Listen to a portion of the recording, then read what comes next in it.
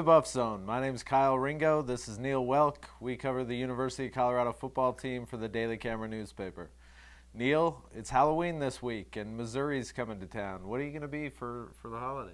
Kyle, I think I'll be Dr. Jekyll and Mr. Hyde, because I think that would probably fit the occasion better than anything we can think of as far as it comes to the Buffaloes playing on Halloween, because I don't know what team's going to show up on Saturday. That's perfect. I was going to say I'd be like a psychologist or psychiatrist or something, because that seems to be what this program needs at this point. Well, you know, it's been amazing, the difference, the way they played at home. If you think about it, they've played some good games at home, aside from the Colorado State game. They go on the road against Kansas State last week, a game that there's a lot on the line, and they just laid an egg. They just looked flat, lethargic, you know, choose your adjective. It fit for the Buffaloes that day in Manhattan. Yeah, it was ugly. There were turnovers, there were missed assignments, more penalties. I mean, this team is now one of the 3 most penalized teams in major college football. It was definitely an ugly game, you know, under a cold gray sky, and the Buffs just didn't seem to have it. Whatever magic they had a week earlier against Kansas was completely gone, and now they have to play a team that has beaten them by the combined score of 113-10 the past 2 years. It's also a team that's lost 3 in a row. You know, That's so true. and if you're talking about Jekyll and Hyde teams, I mean, this Missouri team has, you know, really all of a sudden hit a rough spot going clear back. I think it was 3 weeks ago. They had a 12-0 lead against Nebraska going into the 4th quarter, and boom, they lose that game 27-12, and they haven't been the same team since. You know, they have not played well. So, you know, I don't know what Missouri team shows up this weekend either. You know, when I look at Missouri, I kind of see them as not really being that much of a surprise.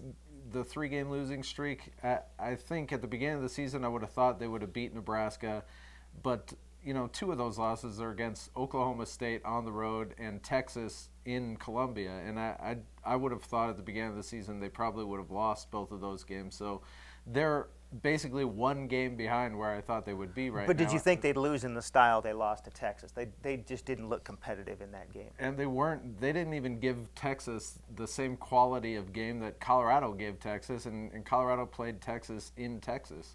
So yeah, I would agree with you there.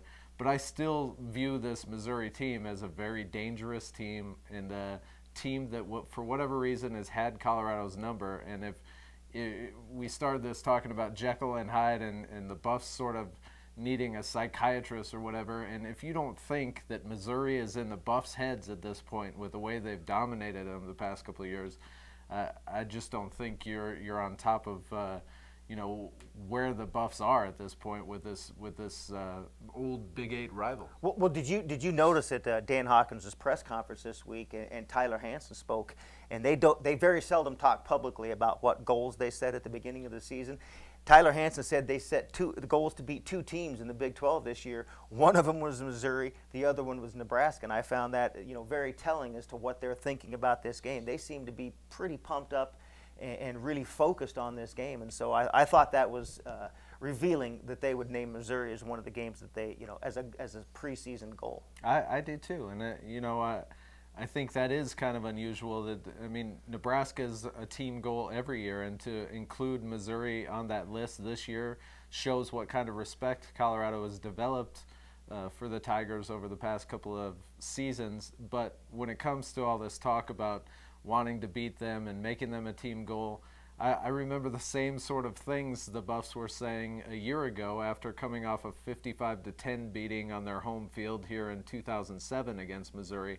They were talking about going to Missouri and wanting to play better against the Tigers, wanting to show the Tigers what they were made of, and they went to Missouri and got beat 58-0. And I think that was wishful. Let the 20-year scoring streak in the program end. That was wishful thinking a year ago. I think when they looked at that team and they knew that team was full of NFL draft choices, full of NFL caliber players, and I think that was wishful thinking. I think if you look at this Missouri team, they have some NFL caliber players, but they're all freshmen and sophomores. A lot of those guys are still young. They have a great quarterback. He's injured right now, so I think they honestly believe that if they play the way they can, say against a Texas defensively or against a Kansas, that they have a legitimate shot at winning this game. You know, Tyler Hansen said something at Dan Hawkins' press conference this week that You know, they just have to open their eyes to see how good they are. And I think that that's an attitude that that team has to take. And speaking of Hawks press conference, how about the new old Dan Hawkins?